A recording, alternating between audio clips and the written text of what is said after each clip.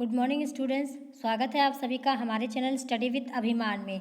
तो आज मैं आपके लिए यूपी बोर्ड एग्ज़ाम 2021 के लिए क्लास 10th के लिए हिंदी की क्लास लेकर आई हूँ। तो अगर अभी तक आपने हमारे चैनल स्टडी विद अभिमान को सब्सक्राइब नहीं किया है तो चैनल को सब्सक्राइब कर लीजिए और बेल आइकन पर क्लिक कर लीजिए ताकि जो भी वीडियो हम अपलोड करें उसका नोटिफिकेशन आप सभी को मिल सके। तो चलिए फिर आज की इस वीडियो को हम स्टार्ट करते हैं। तो आज की इस वीडियो में मैं आपको पढ़ाने वाली हूँ जो आपके हिंदी गद्य का 4th लेसन है, भारतीय संस्कृति। इसका पार्ट 3 मैं आपको यहाँ पर पढ़ाने वाली हूँ। इससे पहले मैंने आपको इस लेसन के 2 पार्ट जो है वो ऑलरेडी पढ़ा दिए हैं। तो जिन स्टूडेंट्स ने वो वीडियो ना देखी हो वो चैनल पर जाकर उस वीडियो को देख सकते हैं। और आपकी अभी तक 10th क्लास की जितनी भी क्लासेस हुई हैं सभी की जो है वो प्लेलिस्ट बना दी गई है। बस आपको चैनल पर जब आप जाएंगे तो आपको प्लेलिस्ट वाले सेक्शन में जाना है, वहाँ पर आपको सारी वीडियोज़ जो है वो लाइन बाई लाइन मिल जाएंगी। तो जिन स्टूडेंट्स ने अभी तक इस लेसन का जो आपका लेसन है भारतीय संस्कृति, इसका जो फर्स्ट और सेकंड पार्ट है वो ना देखा हो तो चैनल पर जाकर उस वीडियो को देख सकते हैं। तो चलिए फिर आज के इस वीडियो को हम स्टार्ट करते हैं। तो आज के इस वीडियो में आपको पढ़ाने वाली हूँ जो आपका लेसन है भारतीय संस्कृति, इसके जो बाकी के आपके इंपॉर्टेंट गद्यांश बचे हैं वो मैं आपको यहाँ पर कराने वाली हूँ। तो चलिए फिर वीडियो को स्टार्ट कर लेते हैं। तो आपका यहाँ पे एक गद्यांश लिखा हुआ है तो आपको इस गद्यांश को पढ़ना है और इससे रिलेटेड जो भी क्वेश्चन पूछे गए हैं उसका आंसर आपको यहाँ पे करना है। तो आपका यहाँ पे गद्यांश क्या लिखा हुआ है, आपका यहाँ पे लिखा हुआ है कि मैं तो यही समझता हूँ कि यदि हमें अपने समाज और देश में उन सब अन्यायों और अत्याचारों की पुनरावृत्ति नहीं करनी है जिसके द्वारा आज के सारे संघर्ष उत्पन्न होते हैं, तो हमें अपनी ऐतिहासिक नैतिक चेतना या संस्कृति के आधार पर ही अपनी आर्थिक व्यवस्था बनानी चाहिए। अर्थात उसके पीछे व्यक्तित्व लाभ और भोग की भावना प्रधान न होकर व्यक्तिगत त्याग और सामाजिक कल्याण की भावना ही प्रधान होनी चाहिए। हमारे प्रत्येक देशवासी को अपने सारे आर्थिक व्यापार उसी भावना से प्रेरित होकर करने चाहिए। व्यक्तिगत स्वार्थों और स्वतत्वों पर जोर न देकर व्यक्तिगत कर्तव्य और सेवा निष्ठा पर जोर देना चाहिए और प्रत्येक कार्रवाई इसी तराजू पर तौली जानी चाहिए। ये आपका यहाँ पे गद्यांश हो गया। और जो आपका ये गद्यांश है आपके यूपी बोर्ड एग्ज़ाम 2015 और 2019 में आपका ये पूछा गया। तो आपके एग्ज़ाम के पॉइंट ऑफ व्यू से जो है वो बहुत ही इंपॉर्टेंट गद्यांश है ये आपका, इसको आपको अच्छे से पढ़ना है और जो भी क्वेश्चन इसके पूछे गए हैं सारे के आंसर आपको यहाँ पे करने हैं। तो चलिए देखते हैं आपका फर्स्ट क्वेश्चन क्या पूछा गया आपका इस गद्यांश का। तो फर्स्ट क्वेश्चन आपसे यहाँ पे पूछा गया है कि उपर्युक्त गद्यांश का संदर्भ लिखिए। तो आपको जब भी आपसे कोई भी गद्यांश पूछा जाता है तो जो आपका फर्स्ट क्वेश्चन होता है वो आपका कॉमन ही होता है। आपसे ये क्वेश्चन जरूर पूछा जाता है कि उपयुक्त गद्यांश का आपको संदर्भ यहाँ पे लिखना ही होगा। तो आपसे ये क्वेश्चन जरूर पूछा जाएगा कि उपर्युक्त गद्यांश का संदर्भ लिखिए। तो इसका आंसर आपका क्या हो जाएगा, इसका आंसर आपका यहाँ पे हो जाएगा कि प्रस्तुत गद्यांश हमारी पाठ्य पुस्तक हिंदी गद्य में संकलित भारतीय संस्कृति नामक पाठ से उद्धृत है। इसके लेखक डॉक्टर राजेंद्र प्रसाद जी हैं। ये आपका फर्स्ट क्वेश्चन का आपका यहाँ पे आंसर हो गया जो कि आपसे पूछा गया था कि गद्यांश का संदर्भ लिखिए। तो ये आपका यहाँ पे संदर्भ हो गया। तो संदर्भ को आपको इसी तरीके से लिखना है जिसमें आपका पुस्तक का नाम आ जाए, आपके लेसन का नाम आ जाए और आपके लेखक का नाम आ जाए। तो ये 3 इंपॉर्टेंट चीज़ें आपको संदर्भ में लिखनी होती हैं। तो चलिए अब देखते हैं नेक्स्ट क्वेश्चन आपसे क्या पूछा गया है। नेक्स्ट क्वेश्चन आपसे यहाँ पे पूछा गया है कि गद्यांश के रेखांकित अंश की व्याख्या कीजिए। यानी जो आपका यहाँ पे गद्यांश लिखा हुआ है आपका जिस भी लाइन के नीचे आपका यहाँ पे अंडरलाइन की गई है उसकी व्याख्या आपको यहाँ पे करनी है। तो आपका यहाँ से लेकर आपका यहाँ तक अंडरलाइन की गई है, फिर आपका यहाँ से लेकर आपका यहाँ तक अंडरलाइन किया गया। तो इसकी व्याख्या आपको यहाँ पे करके बतानी है। तो चलिए इसका आंसर हम देख लेते हैं क्या हो जाएगा आपका यहाँ पे लिखा हुआ है रेखांकित अंश की व्याख्या। क्या लिखा हुआ है आपका यहाँ पे लिखा है कि प्रस्तुत पंक्ति में लेखक कहता है कि देश में अन्याय और अत्याचारों की पुनरावृत्ति नहीं होनी चाहिए। यानी जो आपके लेखक हैं डॉक्टर राजेंद्र प्रसाद जी वो क्या कहना चाह रहे हैं इस व्याख्या के जरिए, वो ये कहना चाह रहे हैं कि देश में जो भी अन्याय हुए हैं अभी तक जो भी अत्याचार हुए हैं उनकी पुनरावृत्ति नहीं होनी चाहिए। यानी जो भी अभी तक अन्याय जो अत्याचार हुए हैं उनकी वो दोबारा अब नहीं होनी चाहिए हमारे देश में।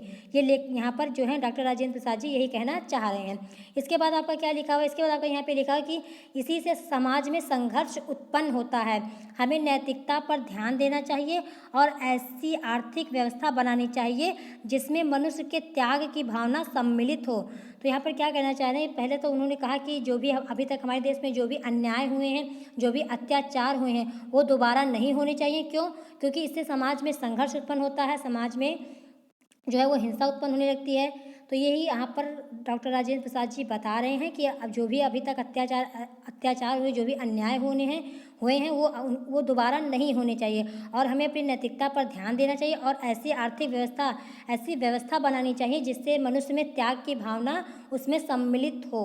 ये आपका यहाँ पर आपके जो लेखक हैं डॉक्टर राजेंद्र प्रसाद जी यही यहाँ पर बताना चाह रहे हैं। फिर इसके बाद क्या लिखा हुआ है, इसके बाद लिखा हुआ है कि समाज के कल्याण की ओर भी हमें ध्यान देना चाहिए, तभी भारतीय संस्कृति पर आधारित आर्थिक ढांचा निर्मित हो सकेगा। यानी जो हमारा समाज के यहाँ पर क्या कह रहे हैं डॉक्टर राजेंद्र प्रसाद जी, वो ये कहना चाह रहे हैं कि जो हमारा समाज है तो हमें जो है वो अपने समाज के कल्याण की ओर भी ध्यान देना चाहिए, तभी जो हमारी भारतीय संस्कृति है उसका जो आधारित जो आर्थिक ढांचा है वो निर्मित हो सकेगा।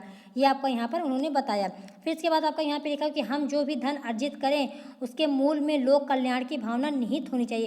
यानी जो भी हम धन अर्जित करें, जो भी धन हम खर्च करें, जो भी हम अपना कोई भी बिजनेस शुरू करें, कोई भी व्यापार शुरू करें, तो उसका जो मूल जो उसका उद्देश्य है वो क्या होना चाहिए, लोक कल्याण की उसमें भावना जो है वो निहित होनी चाहिए। यानी लोक कल्याण की भावना उसमें होनी चाहिए। ये आपका यहाँ पर उन्होंने बताया है इस व्याख्या के जरिए। आपका जो ये गद्यांश दिया गया है, इस गद्यांश के जरिए जो डॉक्टर राजेंद्र प्रसाद जी हैं इन्होंने ये सारी चीज़ें आपको यहाँ पर बताई। तो ये आपका सेकंड क्वेश्चन का यहाँ पे आंसर हो गया। अब इसके बाद थर्ड क्वेश्चन आपसे क्या पूछा गया है, थर्ड क्वेश्चन आपसे यहाँ पे 2 क्वेश्चन पूछे गए हैं आपसे थर्ड क्वेश्चन में, आपका ए और बी।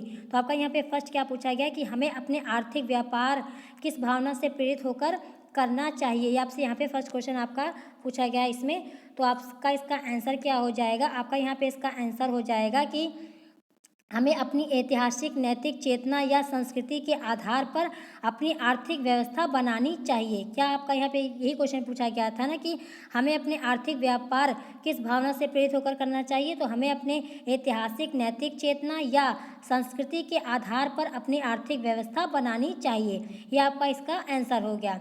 अब इसके बाद आपसे इसमें बी करके भी आपसे क्वेश्चन पूछा गया है। तो आपका यहाँ पे बी पे कौन सा क्वेश्चन पूछा गया है कि अन्यायों एवं अत्याचारों को रोकने का उपाय क्या है। ये आपसे यहाँ पे पूछा गया है। तो इसका आंसर आपका क्या हो जाएगा, इसका आंसर आपका यहाँ पे हो जाएगा कि अन्याय और अत्याचारों को रोकने का प्रमुख उपाय यह है कि हमारे अंदर व्यक्तिगत लाभ और भोग की भावना प्रधान न होकर व्यक्तिगत त्याग और सामाजिक कल्याण की भावना प्रमुख होनी चाहिए। तो ये आपका इस क्वेश्चन का आपका यहाँ पे आंसर हो गया। अब चलिए देखते हैं नेक्स्ट आपका कौन सा गद्यांश दिया गया है। नेक्स्ट आपका यहाँ पे गद्यांश लिखा हुआ है, क्या लिखा हुआ है आपका यहाँ पे लिखा हुआ है कि आज विज्ञान मनुष्य के हाथों में अद्भुत और अतुल्य शक्ति दे रहा है। उसका उपयोग एक व्यक्ति और समूह के उत्कर्ष और दूसरे व्यक्ति और समूह के गिराने में होता ही रहेगा। इसीलिए हमें उस भावना को जागृत रखना है और उसे जागृत रखने के लिए कुछ ऐसे साधनों को भी हाथ में रखना होगा जो उस अहिंसात्मक त्याग भावना को प्रोत्साहित करें और भोग वासना को दबाए रखें। नैतिक अंकुश के बिना शक्ति मानव के लिए हितकर नहीं होती। वह नैतिक अंकुश या चेतना या भावना ही दे सकती है, वही उस शक्ति को परिमित भी कर सकती है और उसके उपयोग को नियंत्रित भी। तो ये आपका यहाँ पे ये व्याख्या आपका ये गद्यांश हो गया और आपका ये गद्यांश जो है वो आपके यूपी बोर्ड एग्जाम 2014 और 16 में पूछा गया है। तो चलिए अब इससे हम रिलेटेड जो भी क्वेश्चन पूछे गए उसका हम आंसर देख लेते हैं। तो आपका जो फर्स्ट क्वेश्चन होगा, मैंने आपको पहले ही बताया, जो आपका फर्स्ट क्वेश्चन है वो आपका कॉमन नहीं होगा। तो आपको यहाँ पे क्या पूछा गया है कि उपर्युक्त गद्यांश का संदर्भ, तो आपको संदर्भ लिखना है। तो आपका आंसर भी सेम ही हो जाएगा कि प्रस्तुत गद्यांश हमारी पाठ्य पुस्तक हिंदी गद्य में संकलित भारतीय संस्कृति नामक पाठ से उद्धृत है। इसके लेखक डॉक्टर राजेंद्र प्रसाद जी हैं। ये आपका फर्स्ट क्वेश्चन का आंसर हो गया। अब सेकंड क्वेश्चन आपसे क्या पूछा गया है, सेकंड आपसे यहाँ पे पूछा कि गद्यांश के रेखांकित अंश की व्याख्या कीजिए। यानी आपका यहाँ से लेकर जो भी आपका यहाँ पे अंडरलाइन की गई है, फिर आपका यहाँ से लेकर आपका यहाँ तक अंडरलाइन की गई है, तो इसकी व्याख्या आपको यहाँ पे करके बतानी है। तो चलिए इसका भी हम आंसर देख लेते हैं कि इसकी व्याख्या हम किस तरीके से कर सकते हैं। तो आपका यहाँ पे लिखा हुआ है कि प्रस्तुत पंक्ति में लेखक कहता है कि स्वार्थ से प्रेरित भोग को समाप्त करने का एकमात्र उपाय अहिंसात्मक त्याग की भावना का उदय है। यानी जो भी आप लेखक क्या यहाँ पर कहना चाह रहे हैं कि जो आपका स्वार्थ होता है उसको समाप्त करने के लिए हमें क्या करना होगा, उसका रास्ता क्या बता रहे हैं लेखक, उसका रास्ता यही बता रहे हैं, एकमात्र रास्ता क्या बता रहे हैं कि हमें अहिंसात्मक त्याग की भावना का उदय करना होगा। ये आपका यहाँ पे लिखा हुआ है। फिर इसके बाद आपका यहाँ पे लिखा हुआ है कि स्पष्ट है कि नैतिक अंकुश के बिना विज्ञान की शक्ति मनुष्य के लिए लाभकारी नहीं हो सकती। क्योंकि वह तो उस शक्ति के बल पर दूसरों के अधिकारों को हनन करने और उससे सब कुछ छीन लेना चाहता है।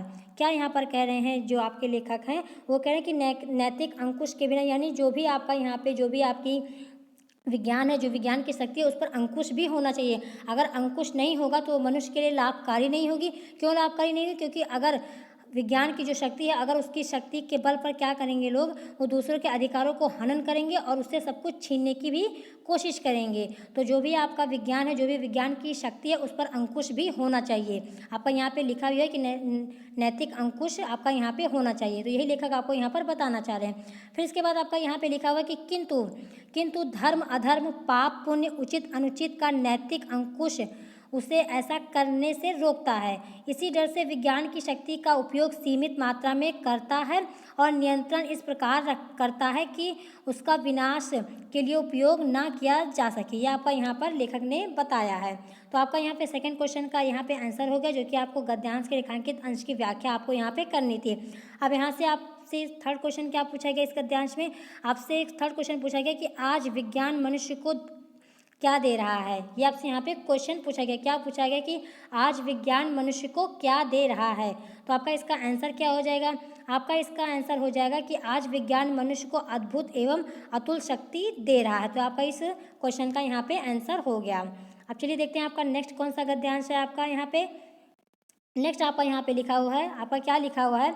आपका यहाँ पे लिखा हुआ है कि वैज्ञानिक और औद्योगिक विकास के उद्दंड परिणामों से अपने को सुरक्षित रखकर हम उनका उपयोग अपनी रीति से किस प्रकार करें, इस बारे में दो बातों का हमें बराबर ध्यान रखना है। पहली बात तो यह है कि हर प्रकार की प्रकृतिजन्य और मानवकृत विपदाओं के पड़ने पर भी हम लोगों की सृजनात्मक शक्ति कम नहीं हुई।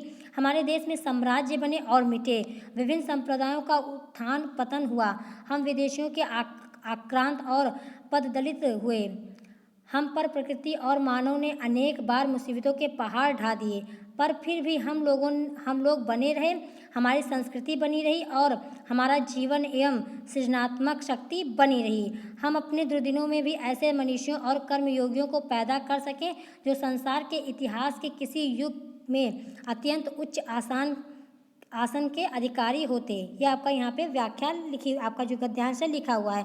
और आपका ये जो गद्यांश है ये आपके यूपी बोर्ड एग्जाम 2015 में पूछा भी गया है। तो चलिए अब देख लेते हैं इससे इंपॉर्टेंट क्वेश्चन क्या पूछे गए हैं। आपका फर्स्ट क्वेश्चन वही होगा कि आपको उपयुक्त गद्य का संदर्भ लिखना होगा। तो आपका संदर्भ क्या हो जाएगा? संदर्भ आपका भी सेम ही हो जाएगा कि प्रस्तुत गद्यांश हमारी पाठ्य पुस्तक हिंदी गद्य में संकलित भारतीय संस्कृति नामक पाठ से उद्धृत है। इसके लेखक डॉक्टर राजेंद्र प्रसाद जी हैं। ये आपका फर्स्ट क्वेश्चन का आंसर हो गया। अब सेकंड क्वेश्चन आपसे क्या पूछा गया है? सेकंड क्वेश्चन आपसे पूछा गया है कि रेखांकित अंश की व्याख्या कीजिए। यानी जो भी आपका यहाँ पे गद्यांश दिया गया है, आपका यहाँ से लेकर अंडरलाइन की गई है और आपका यहाँ तक किया गया है, तो इसकी व्याख्या आपको यहाँ पे करनी है। तो चलिए हम इसका आंसर देख लेते हैं, इसकी व्याख्या हम किस तरीके से कर सकते हैं। आपका यहाँ पे लिखा हुआ कि डॉक्टर राजेंद्र प्रसाद भारतीय संस्कृति की विशेषताओं का वर्णन करते हुए कह रहे हैं कि हमारे ऊपर अनेक प्रकार की प्राकृतिक एवं मानवकृत आपदाएं आईं, हमने डटकर उसका मुकाबला किया। यानी क्या बता रहे हैं डॉक्टर राजेंद्र प्रसाद जी? वो ये कह रहे हैं कि हमारे ऊपर, यानी जो हम हैं, हमारे ऊपर कई प्रकार की प्राकृतिक भी आपदाएं आई और मानवकृत आपदाएं भी आईं, लेकिन हमने उसका डटकर मुकाबला किया। हम लोगों की सृजनात्मक शक्ति में किसी प्रकार की कमी नहीं आई। हमारे देश में अनेक आक्रमणकारी आए गए, अनेक संप्रदायों का उत्थान पतन हुआ। यानी क्या कहना चाह रहे हैं कि आप जैसा कि सभी जानते हैं कि हमारे देश में किस तरह से कई लोग आए गए हैं, उन्होंने हमारे देश पर कई बार आक्रमण भी किए हैं और कई ऐसी संप्रदाएं आई हैं, कई संप्रदायों का उत्थान भी हुआ और कई ऐसे संप्रदाय हैं जिनका पतन भी हुआ। तो ये सारी चीज़ें आपको यहाँ पर बता रहे हैं। फिर इसके बाद आपका लिखा हुआ कि हम विदेशियों द्वारा दबाए और कुचले भी गए। तो जैसा कि आप सभी जानते हैं कि हमारे देश पर जो है विदेशियों हैं उनका कई सालों तक उनका यहाँ पे शासन रहा, तो उनके द्वारा हम कई बार दबाए भी गए हैं, कुचले भी गए हैं, उनके अत्याचारों को हमने सहा भी है। तो ये सारी चीज़ें आपको यहाँ पर बताई गई हैं। फिर इसके बाद आपका यहाँ पे लिखा हुआ है कि हमारे ऊपर प्रकृति और मानव ने अनेक संकट खड़े किए हैं। यानी क्या है कि आपका क्या कह रहे हैं यहाँ पर डॉक्टर राजेंद्र प्रसाद जी?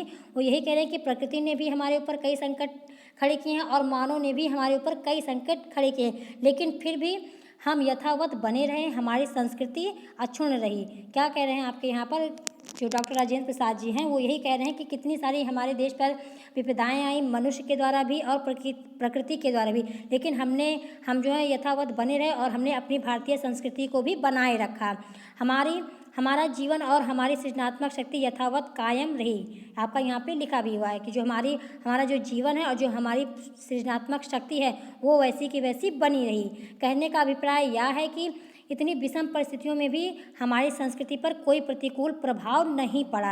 यानी क्या कहना चाह रहे हैं आपके लेखक कि इतनी सारी विषम परिस्थितियाँ भी, कितने सारे संकट आए, प्रकृति के द्वारा भी आए और मनुष्यों के द्वारा भी आए, लेकिन फिर भी हम इन इतनी विषम परिस्थितियों में भी हमने अपनी संस्कृति को बनाए रखा, उसको खड़ा रखा। ये आपका इस गद्यांश के जरिए जो है लेखक आपके जो है डॉक्टर राजेंद्र प्रसाद जी यही सारी चीज़ें आपको यहाँ पर बताना चाह रहे हैं। तो आपका यहाँ पे सेकंड क्वेश्चन का आंसर हो गया। थर्ड क्वेश्चन आपसे क्या पूछा गया है? थर्ड क्वेश्चन आपसे यहाँ पे पूछा गया है कि लेखक ने उपर्युक्त गद्यांश में भारतीयों की किस विशेषता का उल्लेख किया है। ये आपसे यहाँ पे क्वेश्चन पूछा गया है।